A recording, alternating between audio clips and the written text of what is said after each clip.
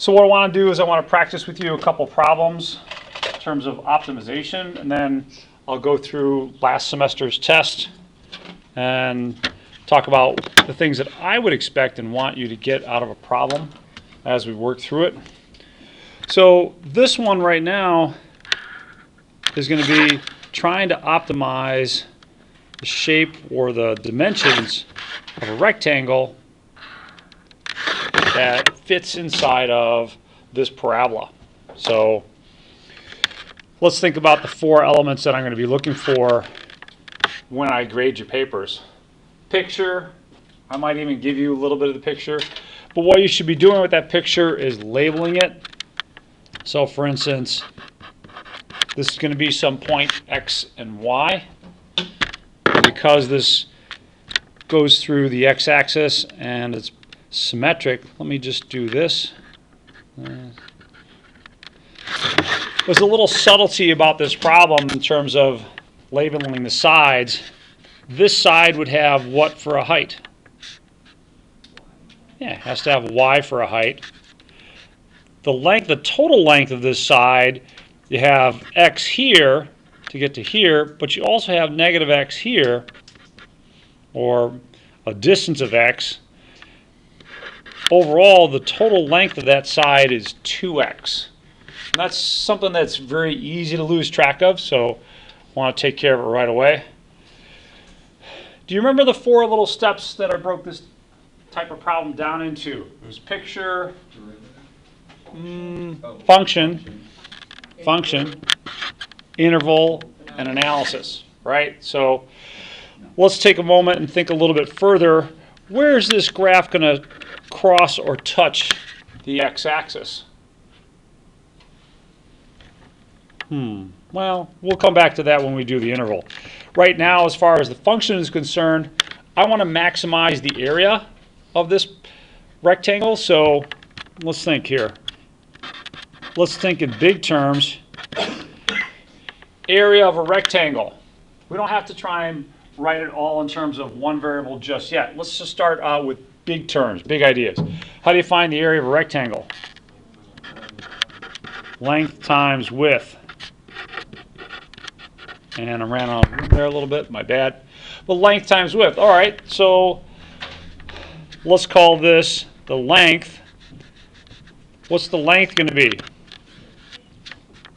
2x. And then the width has to be the other dimension, so that's going to be a y. So we're okay there. But when you're coming up with your function, what's the one thing that you really need to do with your function? What does it have to, what properties does it have to have? Yeah, it has to be of one variable. And right now I've got an x and a y.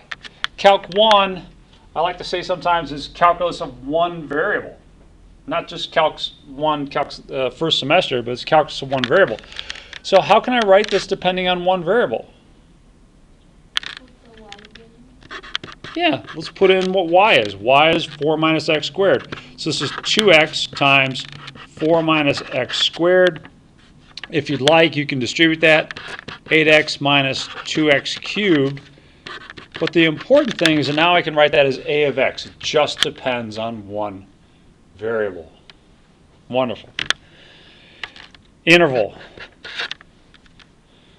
Well, we can't make this rectangle as big as we want, and that's why I was asking you about, well, you know, what's the point at which this graph crosses the x-axis? Where does it actually touch the x-axis? 2. Thank you. Why 2? Well, if you solved, you get 0 is where it crosses the x-axis. That is y equals 0 equals 4 minus x squared, or x squared equals 4, x equals plus or minus 2. And that makes sense, right? You have 2, 0, and negative 2, 0. But x itself is going to be the distance from the y-axis to whatever point we have here. And the farthest I can go is 2. Now there's a little bit of a trade-off here between making it wider and making it shorter. So we want to figure out, well, where's the best place to maximize this area in terms of that trade-off? And you can kind of see it this way, depending on where you put that value of x. Now this isn't the exact right parabola, but it's giving you the same idea. It's a little bit of a trade-off. So let's figure out which one works. Now we haven't figured out our interval yet. Our interval, well, we can't let x be 0 because then we'd have something that's just really tall with no width. On the other hand, we can go all the way out to 2, but does it make sense for x to equal 2? Can we actually have a rectangle if I take this point all the way out to 2? It's going to get really, really short, and eventually at x equal 2 it's going to disappear. So the interval you should be working with is 0 to 2. Okay. Looks good there. Picture, function, interval. What's the last step here? Analysis. So let's look at the analysis part. As far as the analysis, I've said it before, we've only got one hammer, so everything looks like a nail. What's our hammer in this kind of a problem? Derivative, yeah. You should probably be taking derivative on most, if not all, of your problems. So right now, derivative, that's pretty easy. This is just a nice cubic function. What's the derivative of a?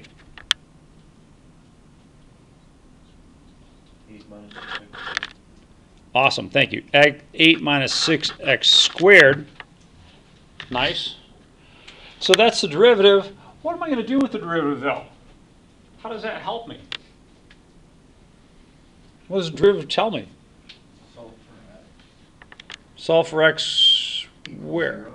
Ah, so equals 0. When I set the derivative equals 0, I can find the critical points. The points of interest that might be a minimum, might be a maximum, might be an inflection point. We don't know. But let me move the 6x squared to the right-hand side. That way I get rid of this negative. 8 equals 6x squared. Changes sides. It changes signs. Divide both sides by 6. And then that's going to simplify down to 4/3. And finally, I'll take the square root on both sides. There's one thing you should be careful about, and that is taking the plus or minus. Although, in this problem, if you forgot the negative, you kind of get a pass because the negative's not in this interval. So, all right.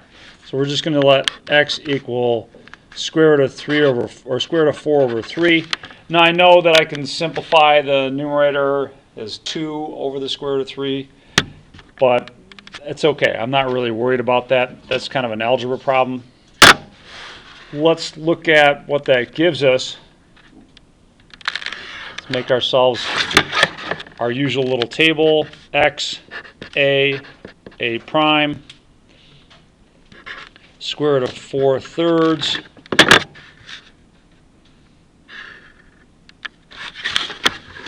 And another one here. So I know that the derivative is 0 right there. But how about to the left of it? How about to the right of it? I need some test points. So let's see. 2 divided by square root of 3. That's going to be a little bit more than 1, I believe. Let's just check that out. Square root of 4 divided by 3. Yeah, about 1.15.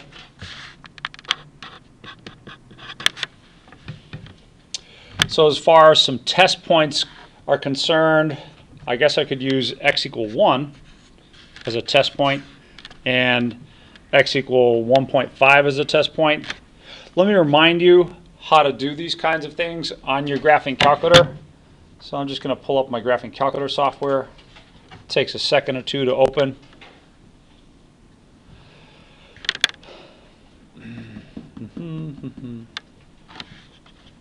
All right.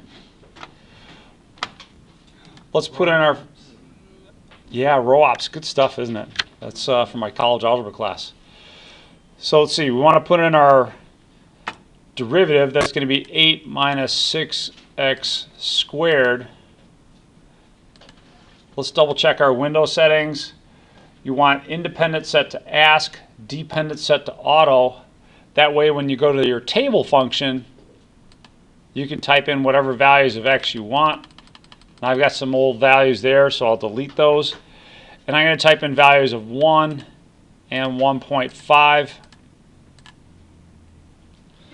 What information am I getting out of this that I need? Positive and negative?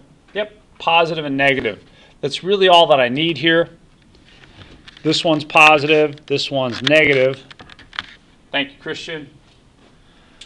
John, what's that telling me about my function that I need to know?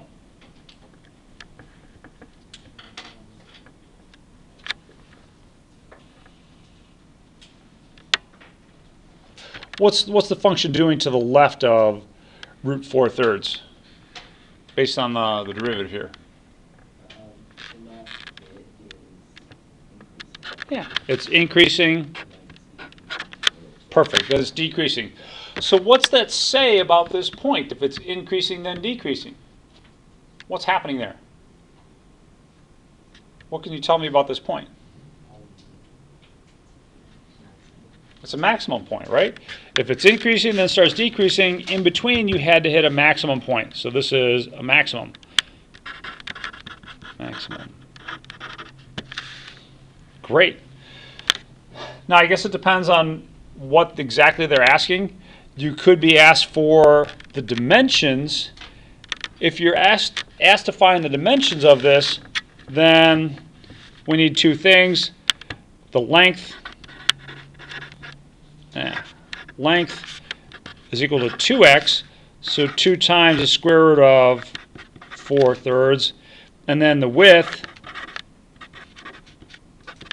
which is going to be y equals 4 minus x squared.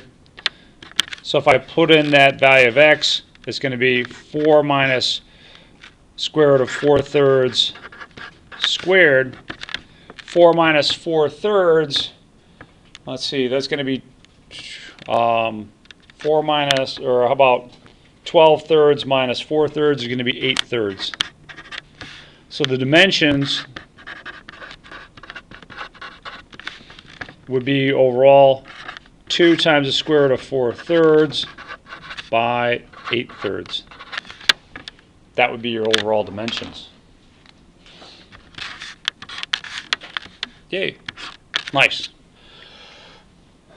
There's one more comment I'd like to make about this right here.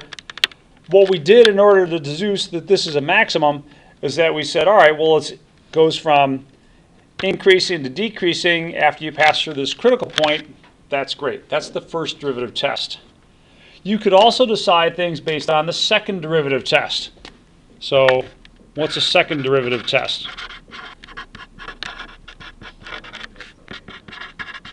Concave up and concave down. So what I'm going to need is a double prime of x. So what's the second derivative of this function?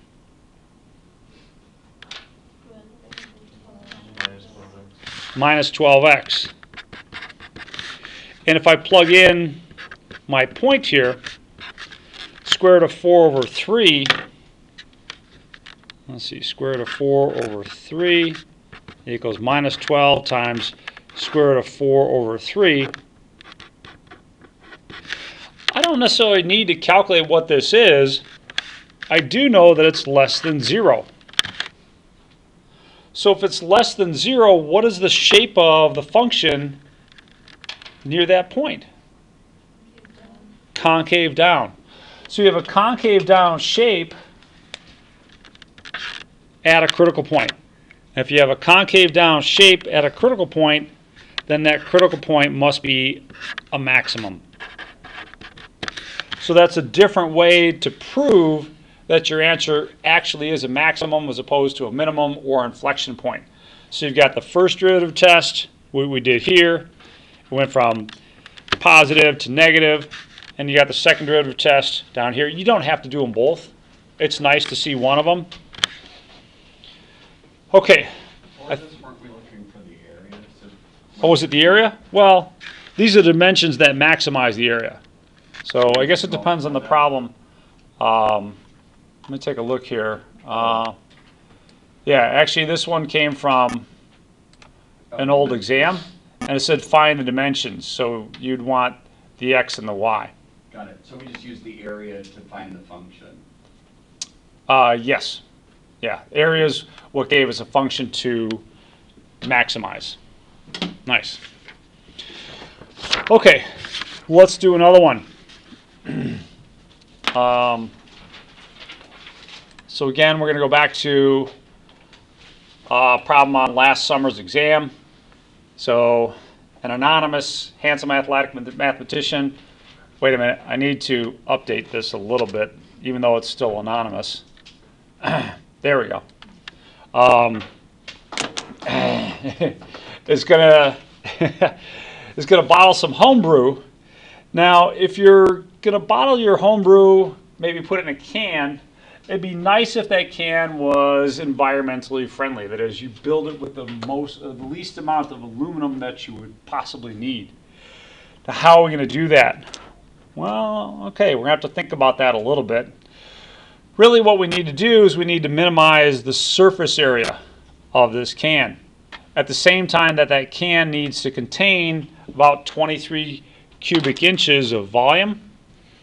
So, there's our picture. Yay. Not much of a picture. We should probably add a few things to this, right? So what could I add? Well, I could add a radius. Put in an R here. And let's see. So there's an R. And then what other dimension might be nice to have here? Yeah, the height. So, okay. Beautiful picture. 2 points for the picture. Let's keep going. There's not much else we can do. What else would I need to put in here? What's the next step? Picture, function.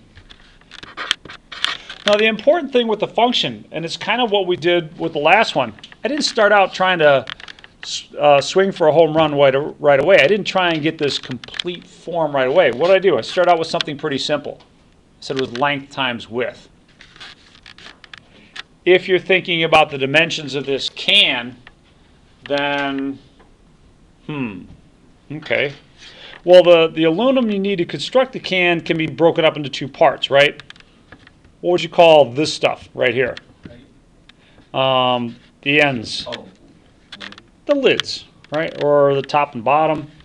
So the surface area is going to equal the top plus the bottom plus what else? Is that it? Is that all the surface area we need? Yeah, area of the sides, right?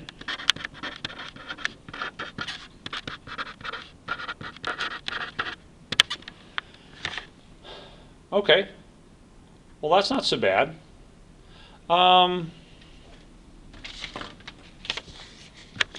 What's the area of one of these lids? Either the top or the bottom, doesn't matter. Yeah, so the area of one of them is going to be pi r squared, and we've got two of them, so let's put in a 2 pi r squared.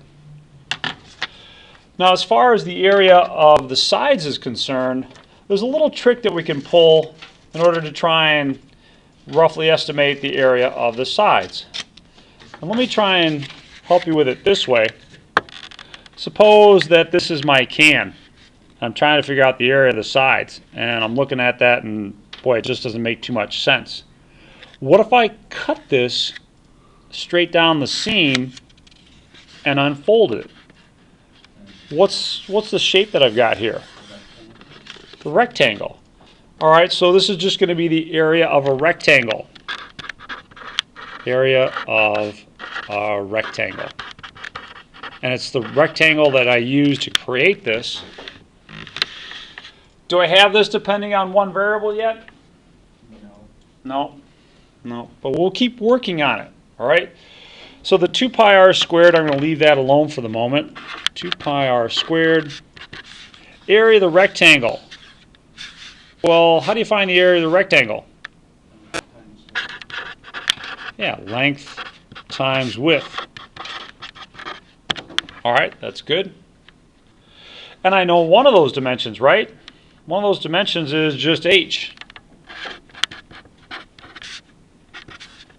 So something times h.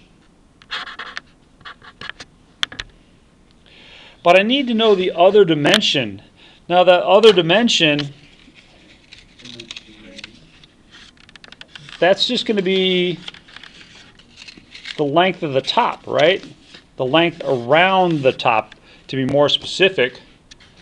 So how would I find the length of this circumference? 2 pi r. It's a circle, right? The area of that is going to be 2 pi r. Oh, we're getting closer here. But I need to get rid of the r. Excuse me, not the r, but the h. So I want this to depend on just one variable. There's one other little detail that we haven't used yet, and that is the volume of this is going to be 23 cubic inches.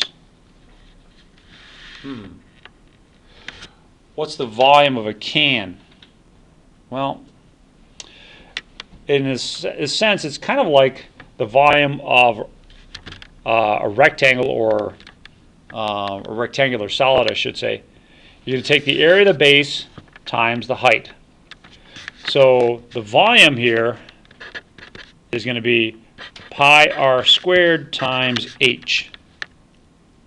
Okay. So what I can do then is say, all right, I know what my volume is. That's 23 equals pi r squared h. Does that help me at all? Sort of. Well, remember, I wanted to get rid of the h here, right? Looking back here, does this help me at all? You can set that equation into h and plug it into. Perfect. Thank you. 23 divided by pi r squared equals h. And now I can take that and plug it in over here. And finally, after a lot of work, now we have something that depends on just one variable. So it's going to be S of r equals 2 pi r squared plus 2 pi r times 23 over r squared, like that.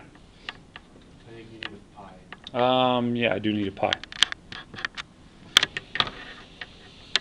Let's clean this up a little bit. One of the r's is going to cancel. The 2 times the 23 is going to give me 46, and the pi is going to cancel. So that'll cancel. Thank you for that, Ethan. Then one of the r's is going to cancel. So that'll cancel one of those.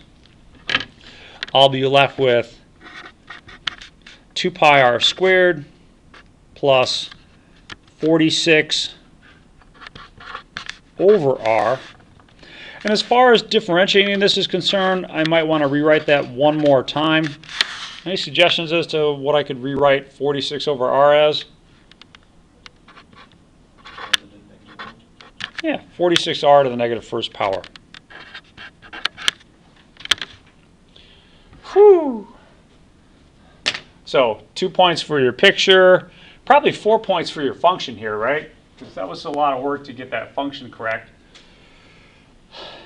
Let's not forget the interval. R is your radius. What's the smallest that I could use for my radius? What's the smallest that would actually make sense?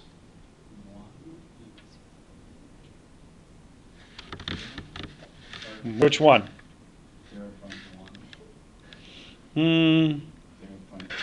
How about 0 with a parenthesis? What's the parenthesis mean? It can't be 0. It has to be something even marginally bigger than 0. Is there any natural limit? Could I make this radius as big as I want? No. I could. At some point, it's going to get really impractical to have it like a mile wide and a millimeter tall, but there's no real theoretical limit as to where you'd put that. I'm sure there's some practical limits. So 0 to infinity. Okay, at least we won't spend time looking for something, that's negative. Picture, function, interval, last step. Analysis. All right, let's take out our only hammer. S prime of r. That's going to be 4 pi r. Then what? Negative minus 46 r to the negative second. Yep, minus 46 r to the negative second. Good. Keegan, what do I do there? Now that I got the derivative, that's great. Now what? You do the table? I will get to the table, but there's something I'm going to need before I go to the table. What would that be? Yeah, I need to know where it's actually equal to 0, right? I need to find the critical points, and then we'll go to the table. So we will take your suggestion. Thank you. Now, as far as this is concerned, I guess what I would do is I would get rid of the negative exponent. That's really 46 over r squared. And to get rid of the negative exponent, I can multiply both sides by r squared. R squared times 0 is still going to be a 0. R squared times 46 over r squared is going to see that r squared cancel. So just going to be 46. And then r squared times this is going to give me 4 pi r cubed. Question. Yes? I'm being a bit lazy right now, but would it be the same if we were to just take 4 pi r equals 46 over r squared? Yeah, you'd eventually do the same thing. You'd eventually going to multiply both sides by r squared to get rid of the, yeah. Less work. It's a little bit more direct, but if moving this to the other side and then clearing out the fractions works for you better, go for it. Christian? Would it be easier if we did the second derivative test on this one? We'll find out. But first we got to find out where this is actually equal to 0. So we get r cubed. Let's see. We'll do 4 pi r cubed equals 46. R cubed equals 46 over 4 pi. And then, let's see. Let's simplify that a little bit. It's going to be 23 over 2 pi. And finally, I want the cube root of that. R equals the cube root of 23 over 2 pi. So that's going to be the radius. Let's calculate that on our calculator. I do like your idea. What are we looking to try and do here? Are we trying to find a maximum or are we trying to find a minimum? Find a maximum, or we're trying to do what with the amount of aluminum we use here? We want to minimize it, right? So we're looking for a minimum. So this is our critical point. Let's just do the second derivative test. I think the second derivative test should be pretty easy from here. Let's see. So let's calculate the second derivative. S double prime of r is going to be 4 pi plus 92 over, or 92r to the negative third. I don't think I really need a calculator here. S double prime of cube root of 23 over 2 pi. Well, 4 pi has to be positive, right? 92 divided by some positive number is still going to be positive. So that has to be greater than 0. If it's greater than 0, what shape does my function have at this critical point? If it's greater than 0, it has a concave up shape. So that critical point has to be a minimum. Nice. Nice. So that critical point's a minimum. We still need to find the dimensions of our can, although we do know the radius. Most places aren't probably going to deal with the radius. They might deal with the diameter, which is twice the radius. Let's figure out the dimensions of this can. And let's do it on our calculator. Because when we do it on our calculator, it reveals something that I didn't realize until I first calculated it years ago when I first solved this kind of problem. So let's take the cube root. So go to the math menu. Option 4 is the cube root. I want the cube root of 23. Let's see, I'm going to do it this way. A little fanciness here for you. If you hit the alpha key, then the y equals key, you can do a nice up and down fraction. Let's do 23 divided by 2 pi. And I'm going to store that in x. That's my radius. So about 1.54. Okay. Now that means my diameter is 2 times that, so 2x. There's my diameter. So the diameter equals 2 times r, or in this case about 3.08. How am I going to figure out the height? How do you figure out the height?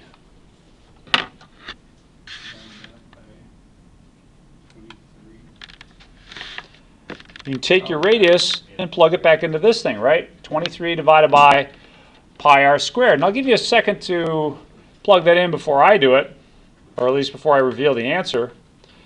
So I'm going to do the same thing I did last time. I'm going to hit the alpha key, then the y equals key. So I do a nice up and down fraction. If you don't do this, make sure you use parentheses in the denominator.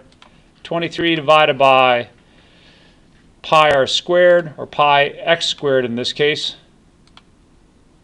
And then the square key. Let's see. Don't we have to store No, we don't have to store this one, because. 3.08? So what interesting thing did you see when you pressed the enter key? Same number. Yeah, it's the exact same number. So what that's saying is that this can has the same width as it does height. In other words, if you look at it in profile, it looks like a square. And in fact, years ago, I had this really cool neighbor. He was a World War II veteran, and he built me that can out of wood. And according to local legend, he says that it was accurate to within 1/10,000th of an inch. I don't know. I think he's off a little bit. Just kidding. No, it was really cool. But I'll pass it around. So this is that can built to those dimensions. How many ounces does it hold? It holds exactly 23 ounces, which leaves enough room for 12 fluid ounces and then a little bit of space for air. So it's pretty cool. Now, the big question is, well why don't people make cans like that? And the answer is several-fold. First of all, as that can comes around, you notice that it's not exactly very comfortable to hold in your hand. So consumer preference plays a big part in this. And the other answer to the concern of reducing the amount of aluminum, there's been a lot of changes in the production of these cans. It used to take about 36 pounds for 1,000 cans. They've gotten that down to about 32 or 33 pounds. And then lastly, the best answer to these environmental concerns is to recycle. All right? Aluminum is very intense in terms of requiring a lot of electricity to make it, and you save about 90% of that energy by recycling. So it's a good thing to recycle. So cool. All right, Comments or thoughts on our super can here? That was kind of cool. Was anyone else surprised by the result that the dimensions were kind of the same? I thought that was kind of interesting. If you look on the shelves of some of the items you'll see in the grocery store, cans of Fresh Like corn have that same kind of profile. That is, their height and their width are the same. They kind of look a little boxy if you look at them from a little bit of a distance. So you will see manufacturers adhering to that here and there. It's kind of cool when they do. Now you do have a test next week. I want to take a little time and go over with you last year's test or last summer's test and talk about some of the ideas behind some of the problems here, some of the things that I expect. So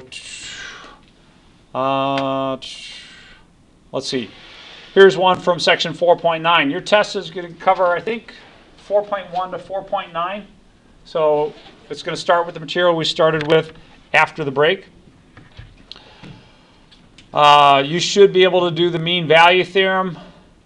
So I would definitely practice that. This one, it's a nice polynomial function.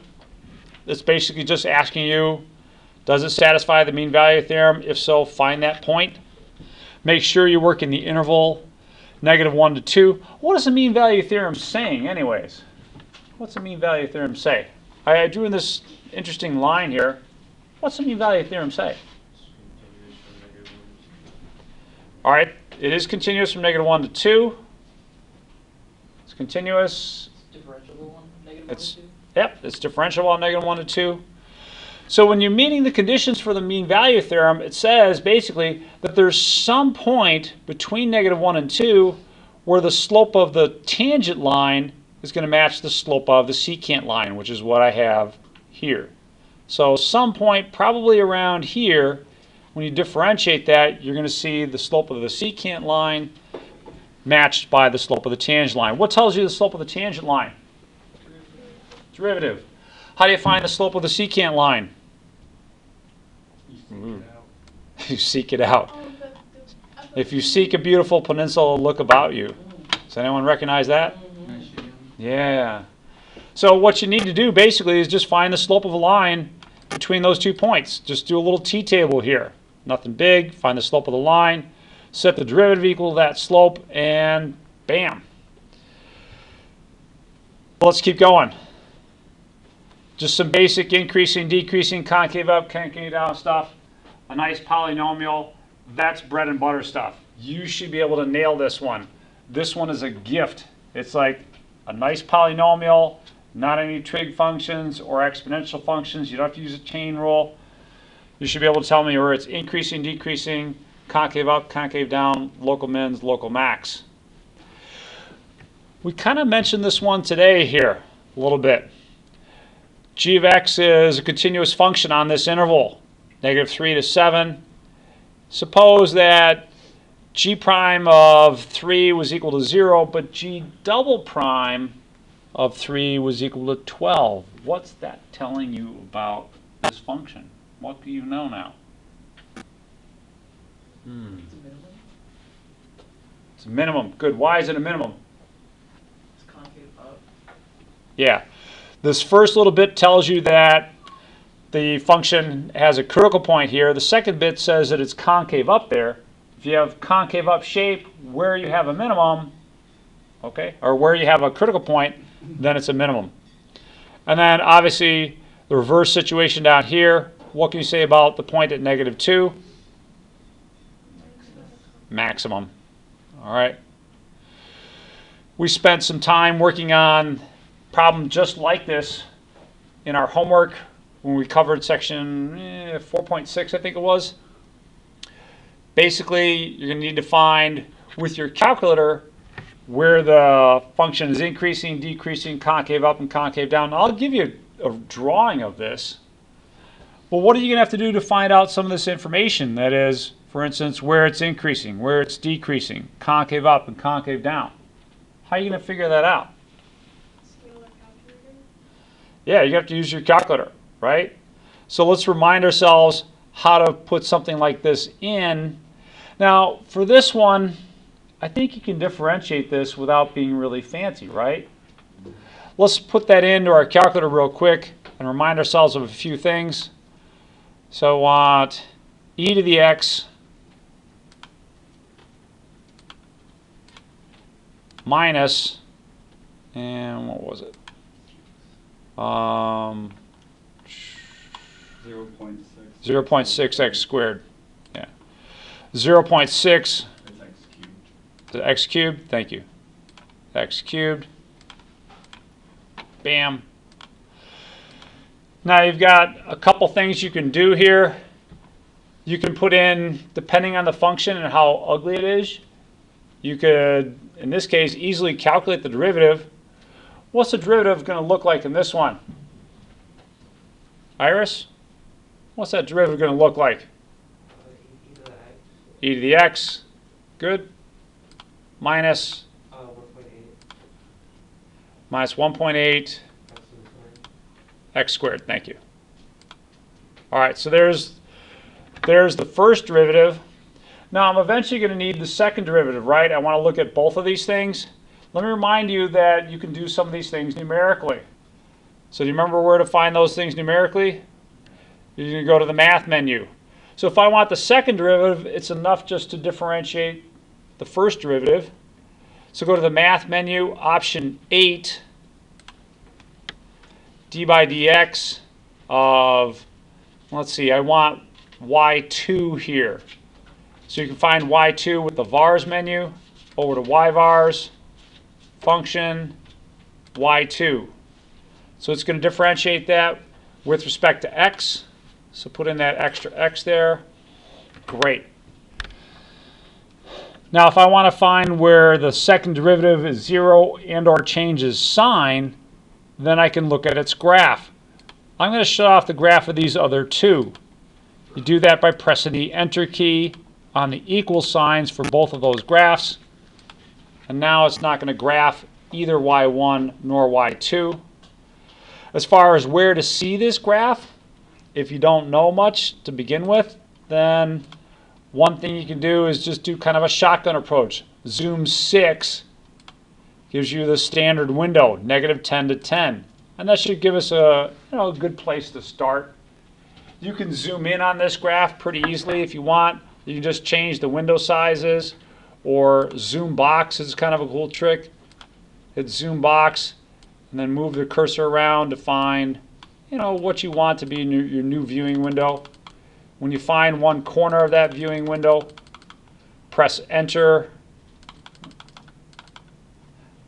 and then move down, stretch out the other dimension of your viewing window, and then when you get it all set, press enter. That'll be your new viewing window. So there we go. Then you can use this to figure out, well, where does this graph cross the x-axis? You need to find both of those 2 points. You can do that from the calculate menu. Second, calculate. I want to find the zeros there. So let's find the 0 for this one. Go to the left of your 0, press enter. Go to the right of your 0 and press enter twice. That's the root. So you need to do that a couple times to find both roots, but overall it's not too onerous of a problem. Once you have that, do you have to test points? Not really. You could, but this goes from positive to negative to positive. So you can see what happens with the second derivative there. So you get a little break in terms of the work that way. L'Hopital's rule. So you should expect a little bit of work with some trig functions. I hope you haven't forgotten their derivatives. How do you know you'd want to use L'Hopital's rule in something like this? 0 x2 like 0 or infinity. Yeah, you're either going to have 0 over 0 or infinity over infinity, infinity over negative infinity, or some combination thereof. But you can have an indeterminate form. Be careful when you differentiate the sign in the denominator. You've got to use the chain rule. Not only are you differentiating the sign, that's the derivative of the outside, times the derivative of the inside is going to give you a 2. You have to use a chain rule there. For this one, once you apply L'Hopital's rule, you're going to look at it and go, oh, I still have 0 over 0. So you have to apply L'Hopital's rule again. You might have to apply it a couple times. And finally, this one down here, a little bit more difficult. Let me just kind of show you what goes on with that one. When you try and evaluate the limit, essentially what you get is 1 to the infinity power, which doesn't really work, nor is it in the form of L'Hopital's rule. So the trick there that I talked about in my video was take logs on both sides. And you use the properties of logs. That 1 over x term can be taken out in front because of the properties of logarithms. And then I'll rewrite it like this. ln of 1 plus 3x over x. And now this finally satisfies L'Hopital's rule. If you differentiate the numerator divided by the derivative of the denominator, you get this. So you apply L'Hopital's rule, you finally get a limit of 3. But keep in mind, that just tells you the log of your limit. To unlog both sides, you're going to exponentiate both sides, and overall your limit's going to be y equals e to the 3rd power. I'm not sure what I did here. Yeah. Quick question here for you. How can I verify that I did my calculations right? When I look at that limit, I'm like, how do I know I got it right? Take a derivative of Just plug it in. Plug it in where? Wherever initially.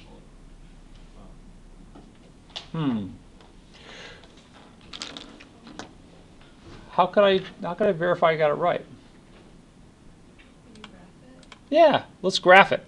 So let's graph 1 plus 3 to the x, or 1 plus 3x to the 1 over x power. So let me just get a new one here. Y equals 1 plus 3x raised to the 1 over x power. And let me move this down a little bit. So it does cross the y-axis at some point. Let's see if we can't estimate what that point is. Now it's actually not defined right at 0. And you can see it when I hit it just right, it's undefined there. But it certainly looks like it's pretty close to 0 and e to the 3rd. How about e to the 3rd? Yeah, looks pretty good. So we feel pretty comfortable in our answer. Yes, ma'am. Let's say for some reason our graphing calculator dies and runs away and there's none left on Earth. Could we possibly set it equal to, like set the original function equal to e to the 3rd? Would we be able to check that way or no? But you still have to calculate the limit. There's no way I mean, to check the other- limit with that calculator? those are the two ways that would come to my mind first. One is you could actually, let's see, you could plug in the function into your calculator. Let me clear out this stuff. 1 plus 3x raised to the 1 divided by x. Now we already looked at it with the graph, but there is actually another way that you can use your calculator to look at it and try and decide if you got the right thing. Let's compare our answer to e to the 3rd. So that's just a constant function. But what you could do is look at the table and get closer and closer. You can start with like 0.5, 0.1, 0.001, etc. And what you'll see eventually is that it's going to get pretty close to the limit. So 0.1, 2, 3, 4, one extra one won't hurt. So there you go. As far as being able to check it without a calculator, yeah, I can't think of anything off the top of my head. Yeah, but there's two ways you can check it with a calculator. Okay, what else do we have on last year's exam? Your vertical asymptotes. Vertical asymptotes of a function are going to be where what happens? How can you find the vertical asymptotes of a function? The roots of the denominator? Yeah, roots of the denominator. Now in this particular case, I think there's a little bit more going on than just finding the roots of the denominator. If you factor this, notice that that x minus 1 term cancels out from both the numerator and denominator. that's going to be where you have a hole in the graph. And you can find the coordinates of that hole by calculating the limit. Limit as x approaches 1. You know, essentially you don't need to use L'Hopital's rule here. You can just use this kind of abbreviated version of the function x over 1 minus 3, and you get the point, the hole in the graph is 1 and negative 1/2. As far as the horizontal asymptotes are concerned, that's going to be when you take the limit as x approaches infinity. Where does this graph go as x approaches infinity? In that case, that limit is going to be y equals 1. So you can find a couple different asymptotes using limits. Your horizontal asymptotes are what's going to happen as x approaches infinity. Vertical asymptotes are going to be where the denominator is 0. And then finally, we've used a limit to find the hole in the graph. So a couple possibilities for us there. We did this one already this morning. Here's another one that we did the other day. The cutesy trick here was in coming up with a function that instead of minimizing the function, the distance, we squared it. And getting the minimum of d of x and the minimum of s of x are going to be the same. It's just easier to work with s of x. We just finished that one. And then some antiderivatives. All right, that's going to be where your function or where your exam ends. So everything that has a derivative rule in it is now going to have an antiderivative rule. So what do you differentiate to get the secant squared? Oh, the tangent. What do you differentiate to get the cosine? The sine. Unfortunately, it's not quite a reciprocal relationship. If I differentiated something to get the sine, what did I start out with if I differentiated something to get the sine? Negative cosine. Yeah, spot on. Couple tricks along the way here. This one's a good one that I'd be on the lookout for. That is, if you have something like this, it's a quotient, you can't find the antiderivative of the numerator and divide it by the antiderivative of the denominator. It just doesn't work. What you have to do is you have to divide each term in the numerator by that term in the denominator, and then find its antiderivative. What's one thing all of these have that you don't want to forget because you'll lose a point? Plus c. Absolutely. Yeah. And then the antiderivative of 1 over x is log of x. So, nice. All right. I think that gives you a rundown on pretty much the things I expect. Comments or questions on any of these things? Yes. Yes. Do we have to follow the steps where it's like picture, interval?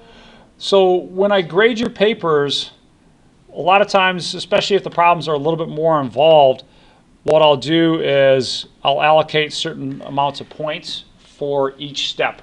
So picture would be worth 2, function might be worth 4, interval might be worth 2, analysis might be worth another 4. So I'm going to be looking for those steps along the way. And if your work matches those steps, it helps me and it helps you. So I would encourage you to use it. Do you have to follow it exactly? No, but I encourage you. All right. Anything else? Lucas? Look good? I'm good. All right. Cool. Let's